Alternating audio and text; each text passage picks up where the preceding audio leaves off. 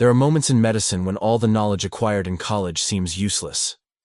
I'm talking about those split seconds when science stops, when your instruments fall silent, and when something beyond human understanding takes over.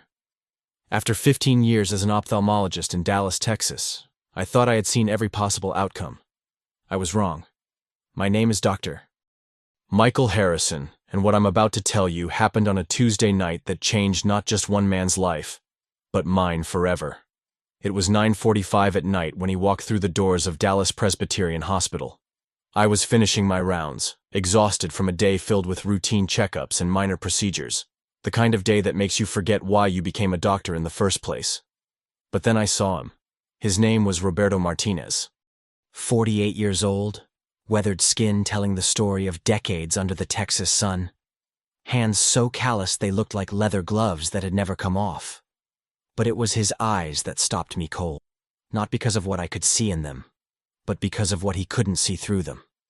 He walked slowly, carefully, guided by a woman I would later learn was his wife, Maria. Every step was calculated, uncertain.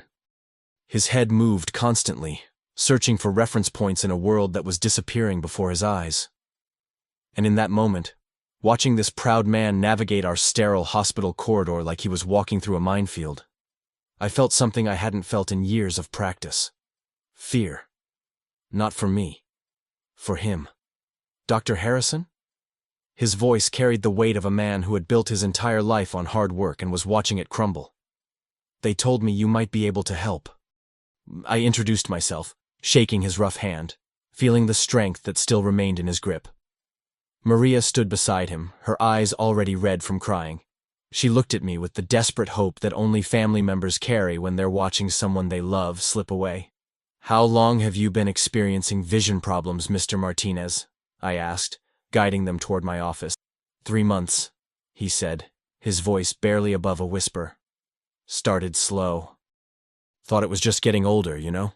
But then, he paused, his jaw tightening. Then I couldn't see the crops anymore. Couldn't tell the difference between weeds and cornstalks. My foreman had to let me go. Maria's hand found his arm. "Roberto has worked the same farm for 22 years, she said, her accent thick with emotion. Never missed a day, never complained. But now, I watched as Roberto's free hand clenched into a fist. This was a man who had defined himself by his ability to provide, to work, to see the world clearly, and take care of his family. And that world was going dark. "Tell me about your symptoms," I said, pulling up a chair to face him directly. In moments like these, distance creates barriers, and this family had already faced enough barriers. "It started in my left eye," Roberto explained, his voice growing steadier as he focused on the facts. "Like looking through dirty glass." Then the right eye started going fuzzy. Colors got dim. Then, he stopped, swallowing hard. Then, the darkness started creeping in from the sides. Classic signs. My stomach dropped even before I began the examination. "Before I continue, tell me in the comments which city and country you're watching from. Stories like this one reach farther than you imagine." The preliminary examination confirmed my worst fears. Roberto's pupils responded poorly to light. His peripheral vision had deteriorated significantly. When I asked him to read the largest letters on the eye chart, letters that should be visible even to someone with severe vision problems, he squinted, leaned forward, and shook his head. "I can see shapes," he whispered. "But no details. I ran every test in my arsenal. Optical coherence tomography, fluorescent angiography, visual field testing. Each result came back worse than the last. The images on my computer screen told a story I didn't want to tell. Advanced ocular degeneration, rapid progression. The kind of case that textbooks describe in clinical terms, but never prepare you for when you're sitting across from a human being whose entire life depends on what you're about to say." Maria sensed the gravity before I spoke. "Doctor, what is it?" I looked at Roberto, this man who had spent his life seeing clearly. Seeing crops that needed tending, soil that needed working, a family that needed providing for. And I had to tell him that sight, the one sense he depended on most, was abandoning him. Mr. Martinez, I began, choosing my words carefully. You have a condition called rapid ocular degeneration. It's affecting both retinas simultaneously. His face didn't change, but I saw his hands grip the arms of his chair. What does that mean? Maria asked. I took a breath. It means that without immediate intervention, Roberto will lose his vision completely, possibly within weeks. The silence that followed felt like it lasted hours. Roberto sat perfectly still, processing information that would reshape everything he knew about his future. Maria's quiet sobs filled the space between us. Is there anything you can do? Roberto's voice was steady, but I could hear the tremor underneath. We'll try everything, I promised. Injections to slow the progression. Laser therapy. There are experimental treatments we can explore. But even as I said the words, I knew the truth. I had seen cases like this before. The progression was too fast, too aggressive. We were fighting against time, and time was winning. Roberto nodded slowly. Doctor, I need you to understand something. He leaned forward, his unfocused gaze somehow finding mine. I have 3 children. My youngest is only 12. I'm the only one working. If I can't see... His voice broke for the first time. If I can't see, I can't work. If I can't work, my family has nothing. This wasn't just about medicine anymore. This was about survival. Maria reached for his hand. We'll find another way, mi amor. God will provide. But I could see the fear in her eyes. In a family where every dollar mattered, where health insurance was a luxury they couldn't afford, blindness wasn't just a medical condition. It was a death sentence for their way of life. I scheduled Roberto for emergency treatment the following morning. As they prepared to leave, he turned back to me. Dr. Harrison, I know you'll do everything you can, but I want you to know, I'm praying. Maria's praying. Our whole church is praying. He paused. Sometimes God works through doctors' hands. I nodded, not trusting my voice to remain steady. That night, I couldn't sleep. I kept thinking about Roberto's weathered hands, about a 12-year-old child who didn't know her father might never see her graduate, about Maria's desperate hope that somehow, someone, somewhere, could fix what was broken. I had entered medicine to help people. But sitting in my office at midnight, staring at Roberto's test results, I felt more helpless than I ever had in 15 years of practice. The next morning would bring procedures, treatments, and everything modern ophthalmology had to offer. But what none of us knew, not me, not Roberto, not even Maria with her unshakable faith, was that we were about to witness something that would challenge everything I thought I understood about sight, science, and the impossible.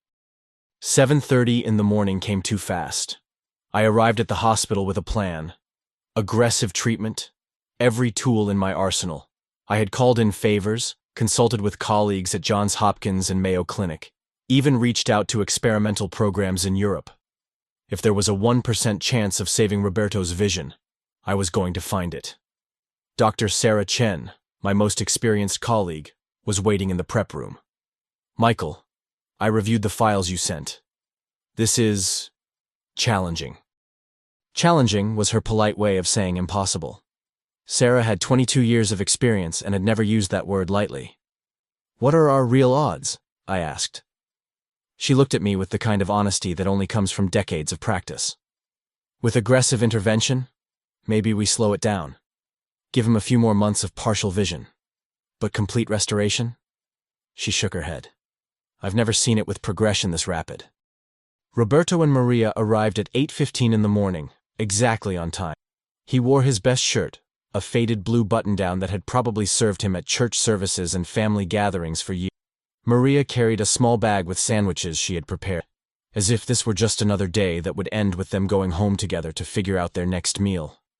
But I could see the truth in their faces. They hadn't slept either. Good morning, Dr. Harrison, Roberto said, his voice carrying forced optimism. Ready to get started? I explained each procedure as we prepared. Intravitreal injections to reduce inflammation. Laser photocoagulation to try to slow the degeneration. Anti-VEGF therapy to prevent further blood vessel damage. Medical terms that sounded impressive but felt like shooting arrows at a moving hurricane. Will it hurt? Maria. There will be some discomfort, I admitted. But Roberto, I need you to stay perfectly still during each procedure. He nodded. Doctor, I've worked in fields for 22 years. I know about staying still when it matters. The first injection went smoothly. Roberto didn't even flinch as the needle entered his eye. This was a man who had endured physical hardship his entire life. A medical procedure was nothing compared to 12-hour days under the Texas sun. How does that feel? I asked. Like hope, he said simply. But as the hours passed, that hope began to crack. The laser treatment showed minimal improvement. The anti-VEGF injection had no measurable effect. Each test we ran, each procedure we attempted, each innovative approach I had researched through the night, nothing was stopping the progression.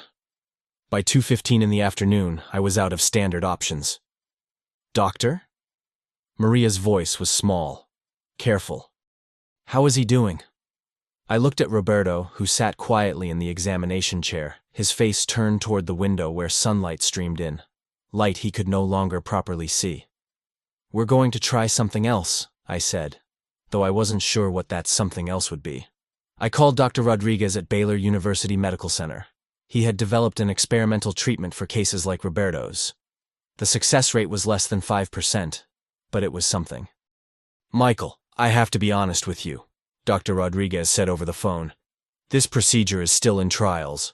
The risks are significant, and with the level of degeneration you're describing. What are the risks? I asked. Complete vision loss. Immediate and irreversible. I felt my chest tighten. Roberto was already losing his sight. But this procedure could take away what little remained in a matter of minutes. When I returned to the room, Roberto and Maria were holding hands, speaking quietly in Spanish. They stopped when they saw my face. There's one more option, I began carefully. It's experimental. High risk. Roberto straightened. What kind of risk? You could lose what vision you have left. Immediately. The room fell silent. Maria's grip on Roberto's hand tightened. But if it works? Roberto asked. If it works, we might be able to halt the progression. Maybe even restore some vision. Roberto closed his eyes. Those eyes that were failing him, that were stealing his livelihood, his independence, his future. When he opened them, his gaze found mine with startling accuracy. Dr. Harrison, let me ask you something. If I do nothing, what happens? You'll be completely blind within 2 weeks, maybe sooner.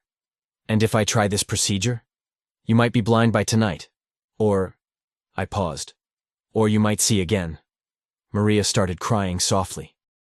Not the desperate sobs from the night before, but the quiet tears of a woman watching her husband make an impossible choice. Roberto was quiet for a long time. When he spoke, his voice was steady. Doctor, I've been thinking all morning about my children, about what I'm going to tell them, about how we're going to survive. He paused.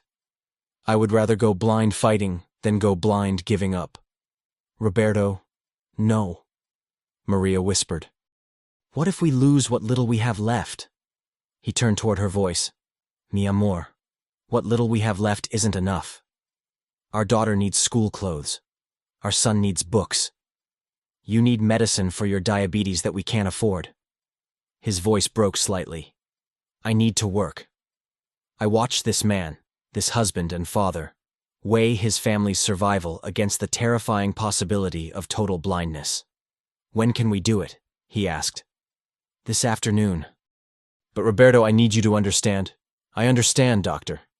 His voice was firm. Sometimes you have to risk everything to save everything. The consent forms took 30 minutes to complete. Each signature Roberto made was careful, deliberate. He couldn't see the words, but he understood their weight. At 4 o'clock in the afternoon, we began the most desperate medical procedure I had ever attempted. The experimental treatment involved microsurgery on Roberto's retina, combined with stem cell therapy and a cocktail of medications that existed more in theory than proven practice. It was medicine at the edge of possibility, where science meets prayer. Roberto lay still on the operating table, awake but sedated. Doctor, he said quietly as I prepared the instruments. Yes? If this doesn't work, tell my family I tried everything. Roberto, I said, adjusting the surgical scope. You're going to tell them yourself. But as I looked through the microscope at the damage in his eyes, at tissue that had deteriorated beyond what any textbook said was recoverable, I felt doubt creep into my chest. 2 hours later, we were finished. Roberto's eyes were bandaged. The next 12 hours would determine whether we had saved his sight or taken away the last traces of light he would ever see. How do you feel? I asked. Hopeful, he whispered, and terrified. Maria held his hand as we moved him to recovery. Whatever happens, she said, we'll face it together. But I could see the fear in her eyes. And if I'm being honest, I felt it too. Because sometimes, when you're fighting for the impossible fights back. The recovery room at Dallas Presbyterian had never felt smaller. It was 6:30 in the evening when Roberto woke up from sedation. His eyes remained bandaged, thick gauze wrapped carefully around his head, protecting the surgical sites from any light, any movement, any hope of knowing whether our desperate gamble had worked or destroyed everything. Maria! His voice was groggy, uncertain. I'm here, mi amor. She was sitting in the chair beside his bed, where she had been for the past 2.5 hours. Her hand found his immediately. Dr. Harrison? Right here, Roberto. I moved closer to his bed. How are you feeling? Like someone took my eyes apart and put them back together. He managed a weak smile. Which I guess is exactly what happened. I checked his vitals. Blood pressure elevated but stable. Heart rate showing the stress of surgery, but nothing alarming. The external signs looked good. But the real question, whether he could see, wouldn't be answered until tomorrow morning. When do we know? Maria asked. We need to wait 18 hours before removing the bandages. The tissues need time to settle. Any premature exposure to light could undo everything we just did. Roberto nodded slowly. 18 hours. 18 hours, I confirmed. But what I didn't tell them was what I had seen during surgery. The level of damage was worse than the tests had indicated. The retinal tissue was more deteriorated than I had expected. And the experimental procedure, despite my best efforts, despite every technique Dr. Rodriguez had taught me, had been like trying to rebuild a house while it was still burning down. I had performed surgery for 15 years. I knew the difference between procedures that felt successful and procedures that felt like Hail Mary passes thrown in the final seconds of a losing game. This felt like the latter. At 8 o'clock that night, I made rounds to check on Roberto. He was sitting up in bed, his head turned toward the window, though the bandages prevented him from seeing anything. Doctor, can I ask you something? He said as I entered. Of course. During the surgery, did you? He paused, choosing his words carefully. Did you feel confident? I sat down in the visitor's chair. In moments like these, honesty matters more than bedside manner. Roberto, that was the most challenging procedure I've ever attempted. We were operating at the very limits of what current medicine can do. He was quiet for a moment. That's not really an answer. No, I admitted. It's not. Maria looked at me from across the bed. Dr. Harrison, what are you not telling us? I took a breath. The damage was extensive, more extensive than our test showed.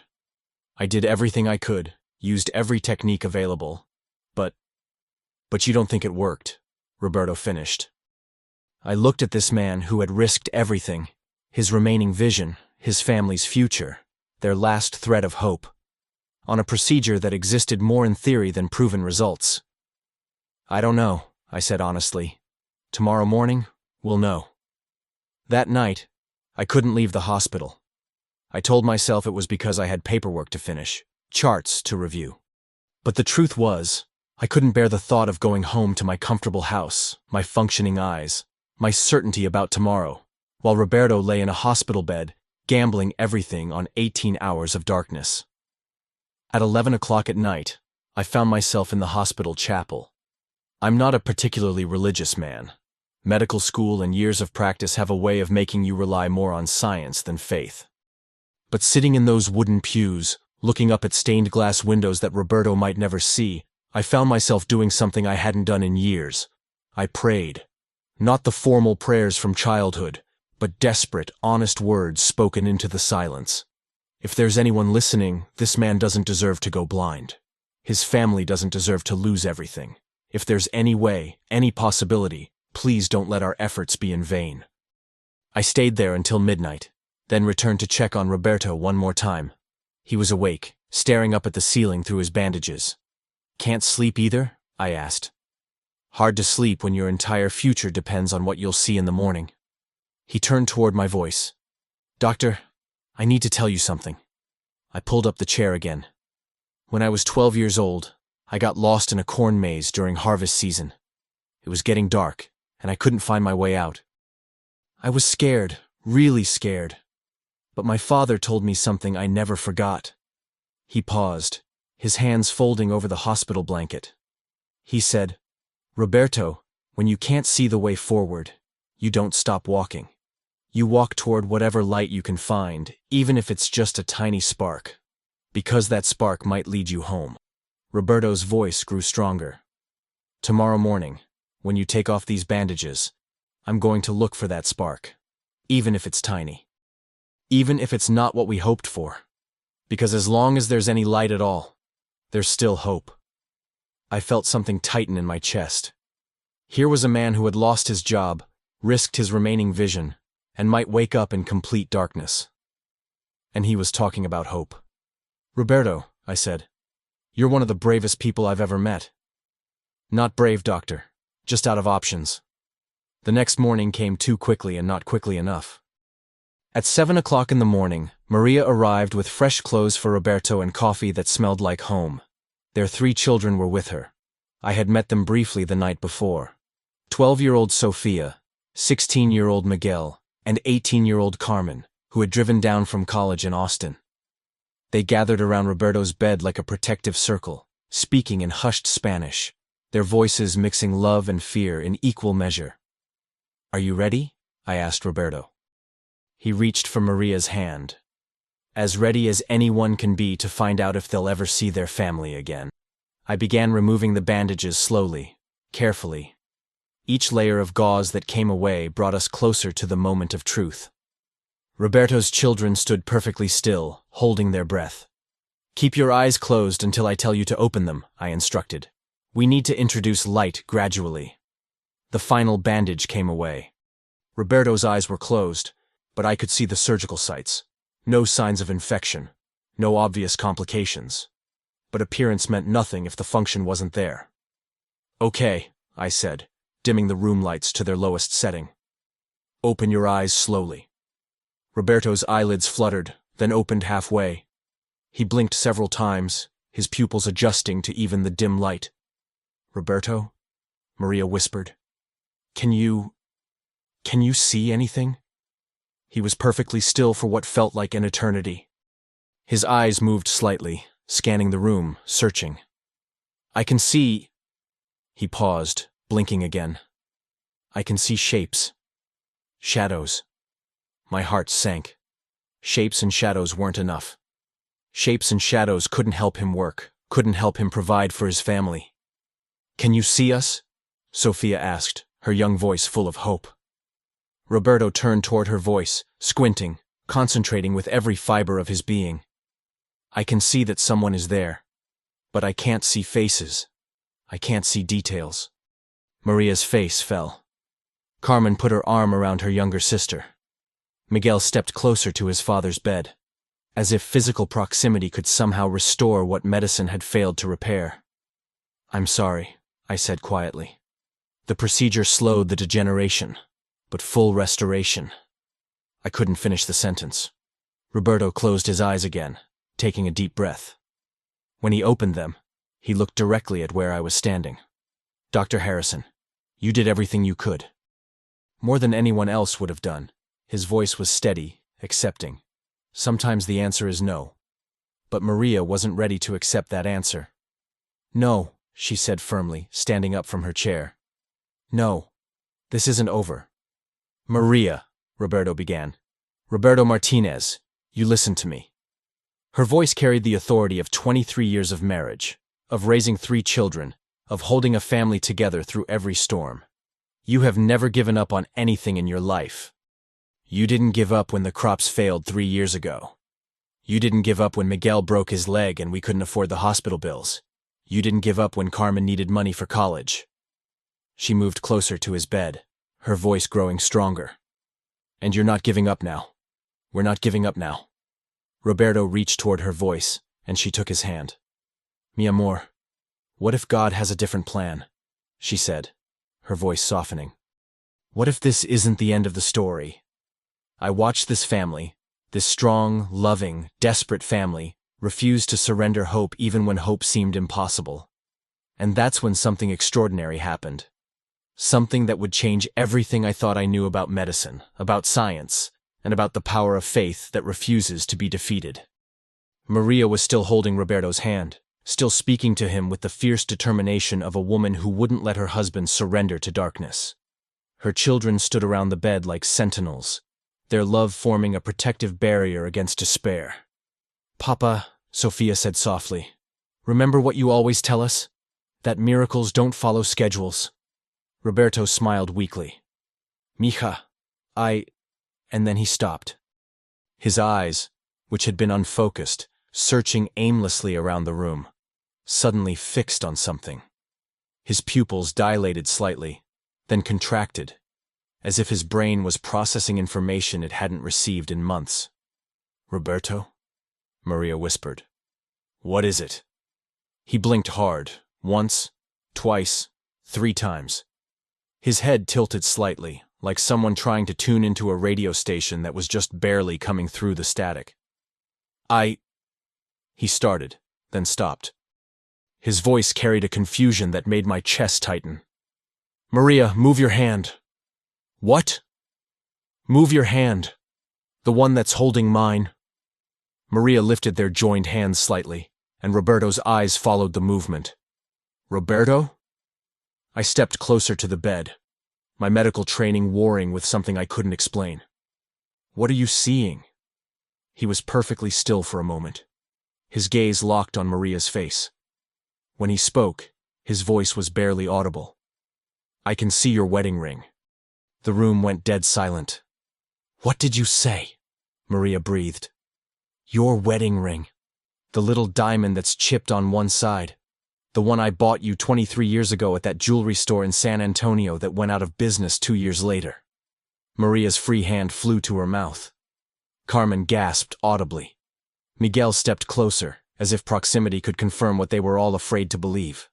Roberto, I said carefully, you couldn't see details 5 minutes ago. You said you could only see shapes and shadows. He turned toward my voice, and for the first time since his vision problems began, his eyes met mine with perfect accuracy. Dr. Harrison, he said slowly, I can see your stethoscope, the blue one with the scratches on the earpieces. My hands went instinctively to the stethoscope around my neck. It was indeed blue, with scratches on both earpieces from years of use. Details that would be impossible to see unless… This isn't possible, I whispered. But Roberto was already looking around the room with growing wonder. His gaze moved to each of his children, taking in faces he hadn't been able to see clearly in months. Sophia, you got your hair cut. When did you get your hair cut? Last week, Papa. Tears were streaming down her face. Last week, but you couldn't. Miguel, you're wearing the shirt I gave you for your birthday, the green one. Papa, how can you… Roberto's eyes found Carmen next. Mija, you're crying. Don't cry. Papa can see you crying, and that means everything is going to be okay. I stood frozen beside his bed, watching something that violated every principle of ophthalmology I had ever learned. Vision doesn't return this rapidly. Damaged retinal tissue doesn't regenerate in minutes. Cells that have been destroyed don't suddenly repair themselves. But Roberto Martinez was seeing his family with clarity that shouldn't have been possible. Doctor? Maria turned to me, her face radiant with joy and confusion. How is this happening? I moved to examine Roberto's eyes more closely. Roberto, I need to check your pupils, test your vision properly. Of course, doctor. I shined a penlight into his left eye. The pupil constricted immediately, sharply, with the kind of response I see in perfectly healthy eyes. I moved to the right eye. Same response. Roberto, can you read the eye chart across the room? He looked toward the chart mounted on the far wall, squinting slightly in concentration. E, F, P, T, O, Z. He continued reading down the chart, line by line, until he reached letters that even people with perfect vision struggle to see from that distance. L, P, E, D, F, C, Z, F, E, D, F, C, Z, P. Perfect. Every letter perfect. I checked his chart from the previous day. 24 hours ago, he couldn't see the largest letter on that chart from 3 feet away. Now he was reading the smallest line from 12 feet away. This is medically impossible, I said, not to Roberto or his family, but to myself. This doesn't happen. But Roberto was laughing now, a sound of pure joy that filled the sterile hospital room like sunlight breaking through storm clouds. Maria, you're wearing the earrings our daughter gave you for Christmas. Carmen, you have your mother's eyes, just like I always told you but couldn't see to confirm. Miguel, you need a haircut, mijo.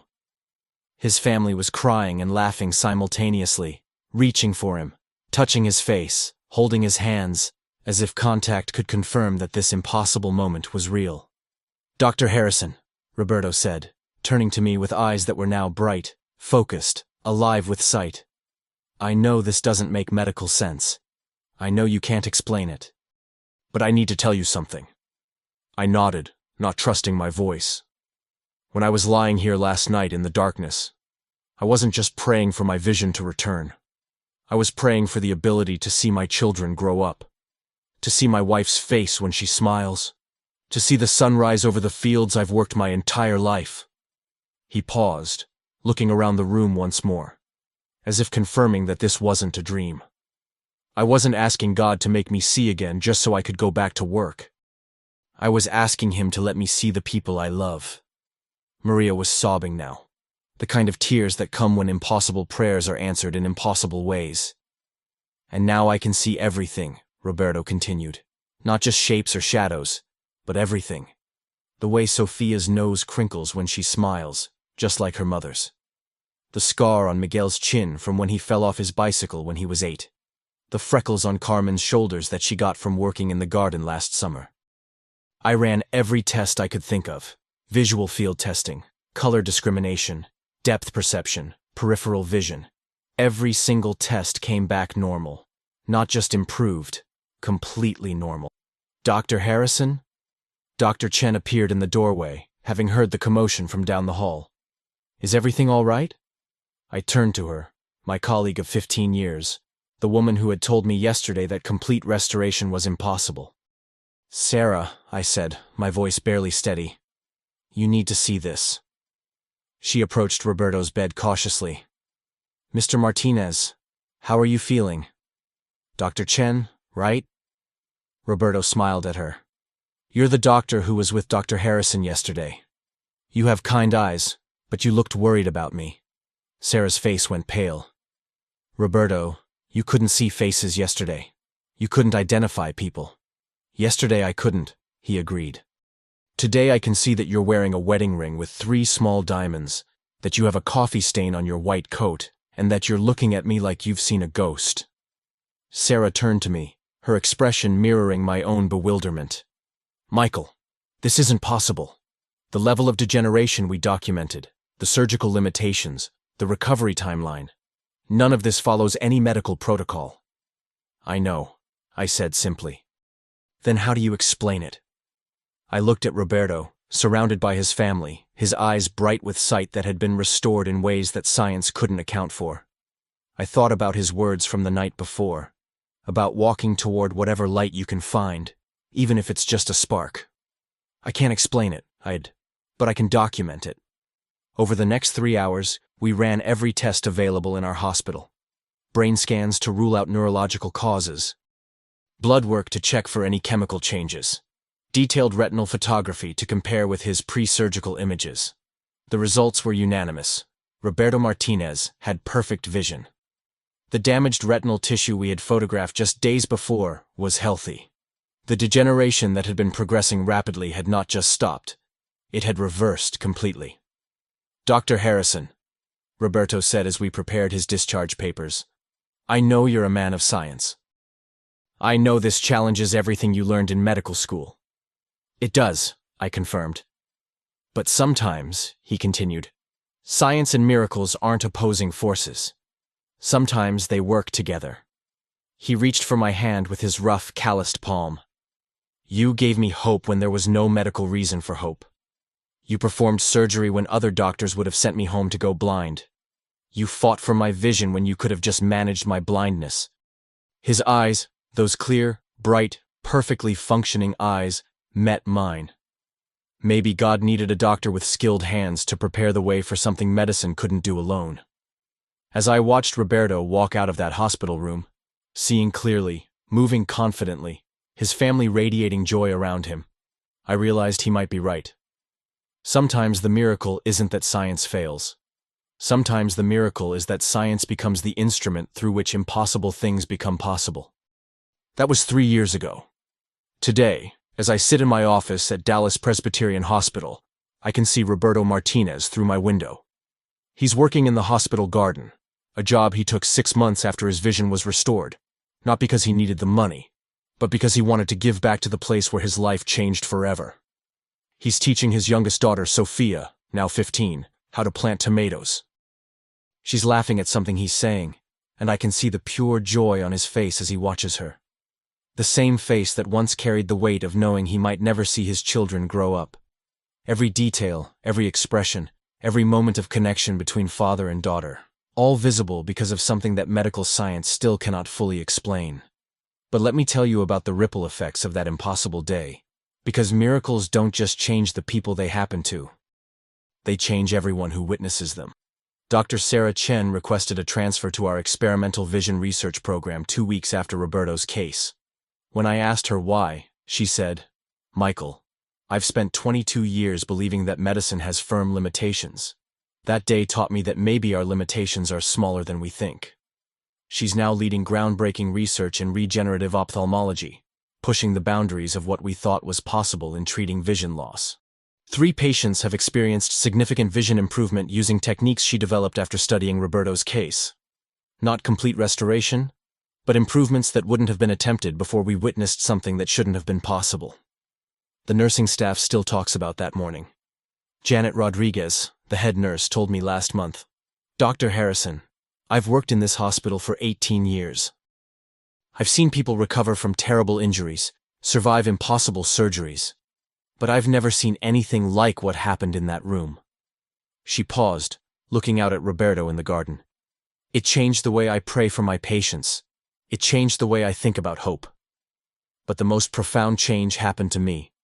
For 15 years, I had practiced medicine with the certainty that science could explain everything. That successful treatment was about proper diagnosis, correct procedures, and statistical probabilities. I was good at my job because I trusted the data, followed the protocols, and managed expectations based on medical evidence. Roberto Martinez taught me that excellence in medicine isn't just about following the science, it's about being open to possibilities that science hasn't yet discovered. 6 months after his recovery, Roberto brought his entire family to my office for a follow-up appointment. His vision remained perfect.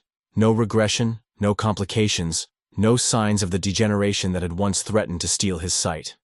"Dr. Harrison," he said as I completed his examination, "I need to ask you something." "Of course. Have you told other doctors about what happened to me?" I had struggled with that question for months.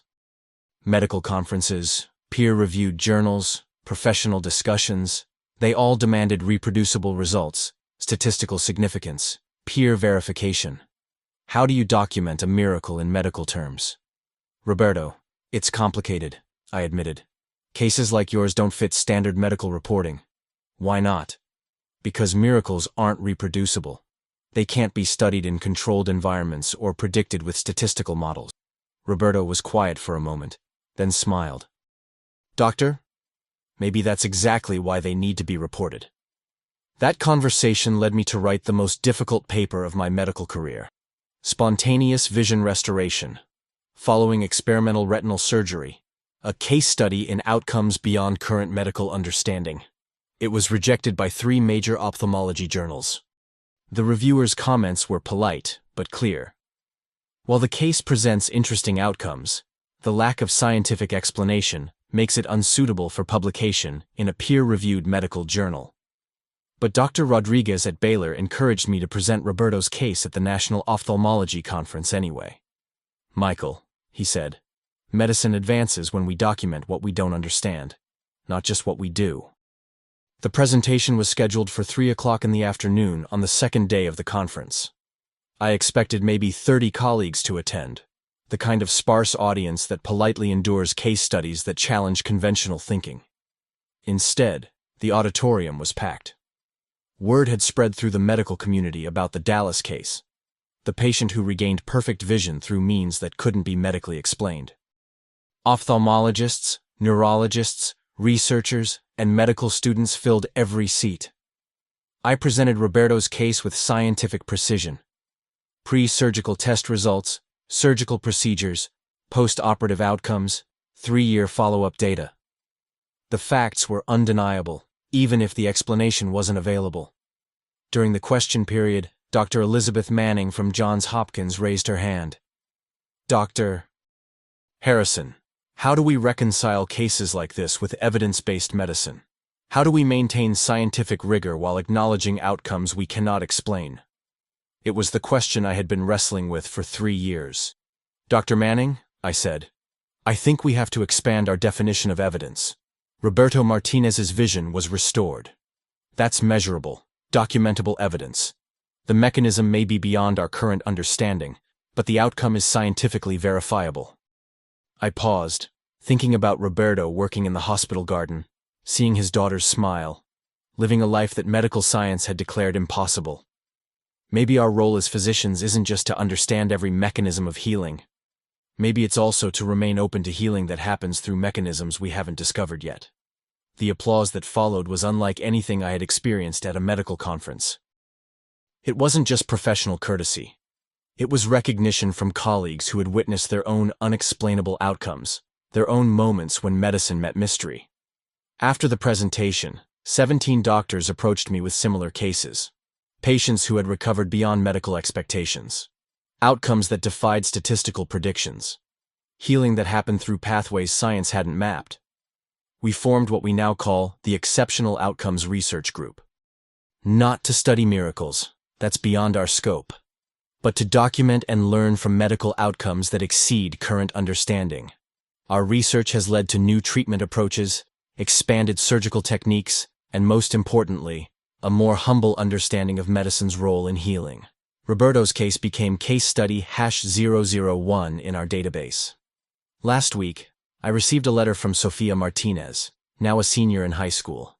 She's been accepted to pre-med at UT Austin. She wants to become an ophthalmologist. "Dr. Harrison," she wrote, "watching you fight for my father's vision taught me that being a doctor means never giving up hope, even when hope seems impossible. I want to help other families the way you helped ours." But perhaps the most meaningful moment came 2 years after Roberto's recovery. I was having lunch in the hospital cafeteria when he sat down across from me. "Doctor, I need to tell you something I've never told you before." "What's that, Roberto?" "The night before my surgery. When you visited me in my room, you looked scared, really scared." I remembered that night.